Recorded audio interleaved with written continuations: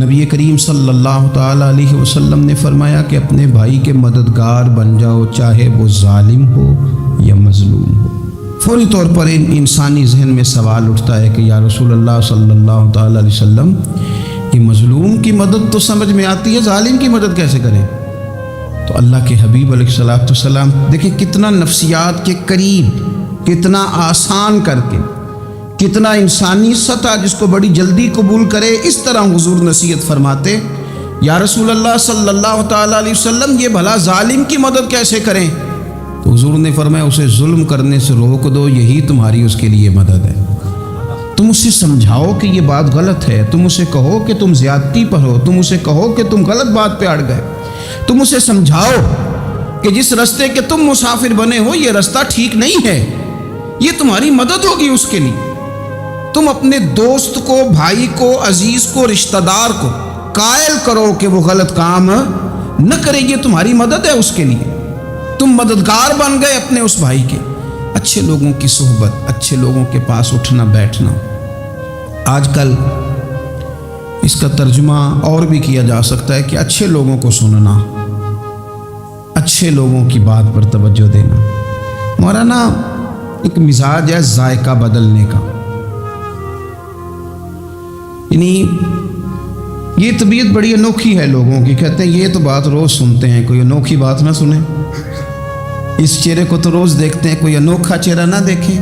لیکن درویش کیا کہتے ہیں پاہمیں سونے ملن ہزارہ، آسان نہیں یار بٹونا۔ او بھائی یہ مطلب سنو تو صحیح جی فلانا کیا کہہ رہا ہے۔ او بھائی خدا کے بندے پہلے تو اپنوں کی تو سن لے، وہ تو سمجھ لے، اس پر تو تھوڑا سا تو غور کر لے۔ ہم اس طرح الجھ جاتے ہیں اور قصداً الجھاؤ پیدا کرتے ہیں، ادھر بھی تھوڑا گئے، ادھر بھی تھوڑا گئے، اتنی بھی تھوڑی سنی، ٹھیک ہے، یا تو آپ پھر اتنا وقت رکھتے ہوں کہ سب کی بات سنیں اور اتنی صلاحیت رکھتے ہوں کہ اس کو پرکھ بھی سکیں، اور آپ اپنی ذہنی سطح پہ لا کے پھر صحیح کو صحیح کہنے کی طاقت رکھتے ہوں، غلط کو غلط کہنے کی اور جاننے کی صلاحیت رکھتے ہوں، تو آپ یہ کام کریں۔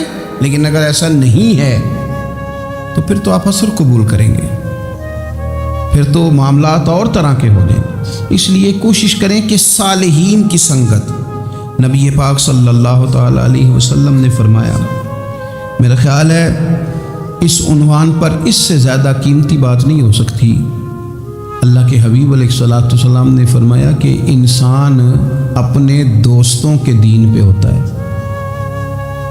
اوئے ہوئے، اتنی بڑی بات فرمایا، انسان اپنے دوستوں کے مذہب پر ہوتا ہے۔ اس لیے سوچ کے بنایا کرو کہ یار کسے بنا رہے ہو، غور کر لو، اس کو دوستی کو، یارانے کو، اٹھنے بیٹھنے کو معمولی سا کام نہ سمجھنا، آنے جانے کو، سفر کرنے کو معمولی سا کام نہ جاننا۔ بندہ اپنے دوستوں کے مذہب پہ ہوتا ہے، اس کے منہ میں زبان اپنی ہوتی ہے۔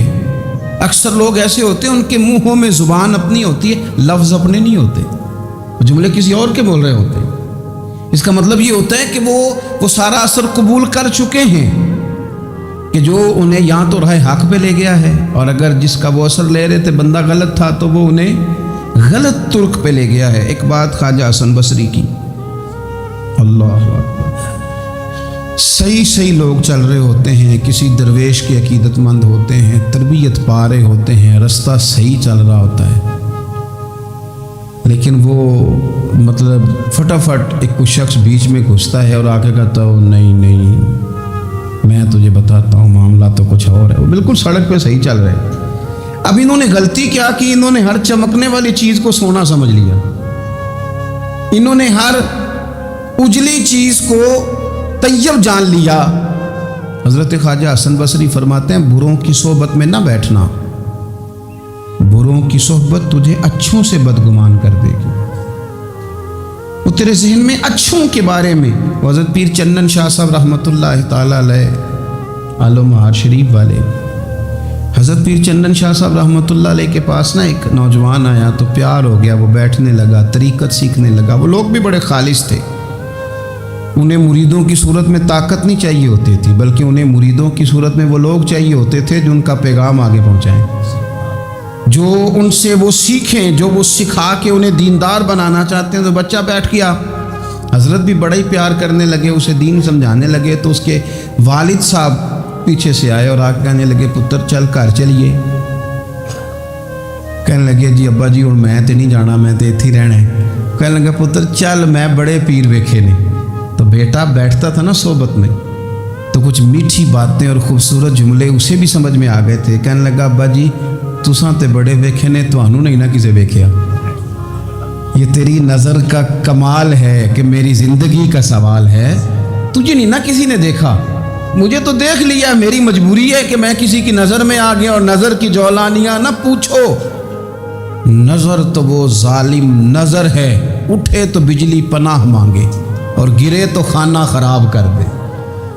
اس لیے میں تو نظر میں آ گیا ہوں، اب مجھے بتائیں میں کدھر جاؤں، میرا معاملہ اور طرح کا ہو گیا۔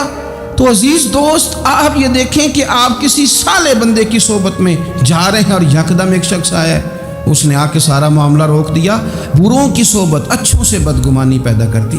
آپ کے دوستوں کا ٹھیک ہونا بڑا ضروری ہے، حلقہ احباب کا درست ہونا بڑا ضروری۔ آپ نے تھوڑا سا بھی جس کے ساتھ سفر کرنا ہے نا، اس بندے کا بھی ٹھیک ہونا بڑا ضروری ہے، ورنہ انسانی ذہن میں بعض لوگ ایسے سوالات چھوڑ دیتے ہیں کہ وہ سوالات نہیں ہوتے، وہ وسوسے ہوتے ہیں۔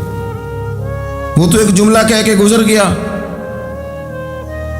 اور انسان ہے کہ وہ لڑتا رہا، جدوجہد کرتا رہا۔ مجھے بڑی اچھی طرح بات یاد ہے، میں اپنے احباب میں سے سمجھ لیں یا بہن بھائیوں میں سے نہ کسی کے ساتھ کو تھوڑا بہت خیر کا کام کرتا تھا اپنی توفیق کے مطابق۔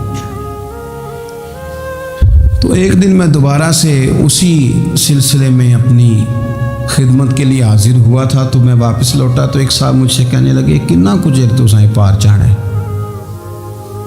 دیکھ رہے ہیں سالوں گزر گئے۔ میں آپ کو اپنی بات بتاتا ہوں، تو واقعی میرا ذہن الجھنے لگ گیا۔ واپس آنے تک میں نے کہا یار یہ کب تک، یعنی کہ تو ہر روز کوئی نہ کوئی بات سنا دیتے ہیں کہ فلانی بھی مجبوری ہے، فلانی بھی، کب تک یہ کرنا ہے؟ میرا ذہن خاصا الجھ گیا اور میں بڑی عجیب سی کیفیت میں چلا گیا۔ میں اسی پریشانی کے عالم میں تھا کہ میں نے طبقات امام شورانی کھولا، ویسے ہی بائی دوے تو سامنے ایک بزرگ کا قول آ گیا۔ وہ کہنے لگے یاد رکھنا بندے بندوں کے محتاج نہیں، بندے رب کے محتاج ہیں۔ اور اگر کوئی بندہ کسی کا بھلا کرتا ہے نا تو بس اللہ نے اس کی ڈیوٹی لگائی ہے، باقی دے اللہ ہی راہ ہے۔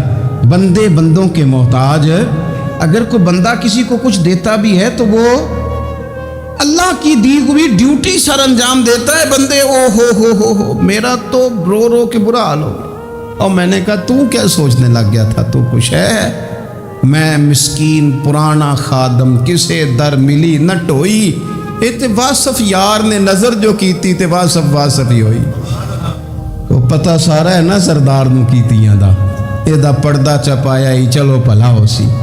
الجھے نہیں، لوگ الجھا دیں گے آپ کو، چھوٹی سی بات کریں گے آپ الجھ نہیں، آپ کہیں گے اوہ میری وجہ سے چل رہا، تیری وجہ سے کچھ بھی نہیں چل رہا، کچھ بھی نہیں تیری وجہ سے چل رہا۔ بڑے بڑے تھے جو قبروں میں لیٹ گئے، ہوئے نامور بے نشاں کیسے کیسے، اور زمین کھا گئی نوجوان کیسے کیسے۔ کہاں میرے بھائی کسی کی وجہ سے نہیں، یہ نظام میرے رب کا ہے اور میرے مالک کی قدرت سے چل رہا ہے، یہ نبی کریم علیہ السلام کی نگاہ کرم سے چل رہا ہے۔ اس لیے الجھے نہیں، آپ کو لوگ الجھائیں گے، کہیں گے کب تک جی آپ تو فلانا تو بس ایسے ہوگا، نہ الجھے نہیں، کبھی نہیں الجھے۔ سنیں، ہمارے ارد گرد کے حلقہ احباب کا ٹھیک ہونا اتنا ضروری ہے، اتنا ضروری ہے کہ داتا گنج بخش علی اجویری رحمۃ اللہ علیہ فرماتے ہیں کہ مکہ معظمہ میں ایک شخص طواف کعبہ کر رہا تھا۔ بڑے سارے لوگ کہہ دیتے ہیں دعا میں یاد رکھنا، دعا میں یاد رکھنا، تو وہاں نہ اپنی طلب اتنی زیادہ ہوتی ہے کہ وہ بندہ مطلب خزانے کے سامنے کھڑا ہے تو وہ کہتا ہے یہ بھی اپنے لیے لے لوں، یہ بھی اپنے لیے لے لوں، یہ بھی اپنے لیے لے لوں۔ ہوتے ہیں کچھ لوگ جن کو مطلب جو نظروں سے ہٹتے نہیں تو بندہ ان کے لیے دعا کرتا ہی رہتا ہے، لیکن زیادہ نہیں، میں آپ کو صحیح کہہ رہا ہوں، کم لوگ ہوتے ہیں۔ آج ہم جاتے ہیں بڑا مشکل سے سفر کر کے حرم شریف میں، لیکن بڑی آسانیاں، جہاز کا سفر ہے، بہت ساری آسانیاں۔ تو ایک بندہ 6 ماہ سال پیدل اس نے سفر کیا اور حرم شریف پہنچا، وہاں اس نے دعائیں مانگنی، اب اسے کوئی اور یاد آتا ہے؟ وہ تو بھائی خرچ ہو گیا، اس کا تو وجود تھکن سے چور ہو گیا۔ لیکن داتا صاحب رحمۃ اللہ علیہ فرماتے ہیں اس شخص کا حال یہ تھا کہ وہ حج کرنے گیا، جتنی بار بھی دیکھا نا کعبے کا طواف کر رہا ہے، غلاف پکڑا ہے، اور کیا پتہ کیا رہا ہے، یا اللہ میرے دوستوں کو ٹھیک کر دے، یا اللہ میرے دوستوں کی اصلاح کر دے، یا اللہ میرے دوستوں پہ فضل فرما دے، یا اللہ جو میرے ارد گرد رہنے والے ہیں انہیں اپنا قرب دے دے، ان کا رستہ آسان کر دے۔ وہ کہتے ایک درویش سے نہ ہی رہا گیا، اس نے کہا خدا کے بندے کچھ اپنے لیے بھی مانگ، جتنی دفعہ تجھے دیکھا ہے تو کہتا ہے یا اللہ میرے دوست ٹھیک کر دے، میرے دوست ٹھیک کر دے۔ وہ کہنے لگا تمہیں پتہ ہی نہیں، یہ بھی میں اپنے لیے ہی مانگ رہا ہوں۔ اس نے کہا اپنے لیے کس طرح مانگ رہا ہے؟ کہنے لگا وہ ٹھیک رہیں گے نا تو پھر میں بھی ٹھیک ہی رہوں گا۔ جب چاروں جانب سے مشورہ ہی خیر کا ملے گا تو میں کیسے بگڑوں گا؟ جب وہ سارے مجھے اچھی رائے دیں گے اور اچھی طرف ہی قائل کریں گے تو کیسے کام خراب ہوگا؟ تو میں بالواسطہ اپنے لیے ہی اللہ سے سوال کر رہا ہوں کہ یا اللہ انہیں سوار دے تاکہ میرا بھی فائدہ ہو جائے۔ اپنے حلقہ اثر میں ایک تو خود اچھی بات کریں، بری نہ کریں، اور دوسرا نہ کوشش کریں کہ ایسے لوگوں کے پاس جا کے بیٹھیں، اور جا کے بیٹھنے کے لیے بھی نا انسان کا پہلے ارادہ، پہلے نیت۔ ہم جب کسی جگہ جاتے بھی ہیں تو ہماری نظریں اتنی طائرانہ پہلے پڑتی ہیں، اتنی تنقید کرتے ہیں، پہلے ہم نے اپنے ذہن میں جو خاکہ بنایا ہوتا ہے نا کسی کا، پہلے اس میں اسے تولتے ہیں، پہلے ہم پوری طرح نچوڑ کے دیکھتے ہیں کہ کون سی چیز صحیح ہے اور کون سی غلط ہے۔ اس ذائچے میں اگر کوئی پھر بھی پورا اتر آئے، پھر بھی اس کی کہی ہوئی باتوں کو اس ذوق سے قبول نہیں کرتے۔ جب آپ کا سیکھنے کا مزاج ہے تو پھر تو ہمیں کہا گیا کہ یہ علم، یہ معرفت، یہ تو مومن کی گم شدہ میراث ہے، مومن کی ہے، اس سے گم ہو گئی ہے، جہاں سے ملے وہاں سے حاصل کرو۔ خیر کی بات آپ ذہن بنائیں، اچھا گمان کریں کہ یار میں نے سیکھنا ہے، تو آپ طالب علم سے بھی سیکھ لیں گے، چھوٹے بچے سے بھی سیکھ لیں گے۔ اگر آپ کا ذہن ہے اور اگر یہ نہیں ہے تو پھر میرے بھائی ہے نا کہ اتنی تگڑی ہے، اتنی سخت ہے کہ اس کے شیشوں پر کوئی پورا اتر سکتا ہی نہیں، تو پھر کس طرح سیکھیں گے آپ؟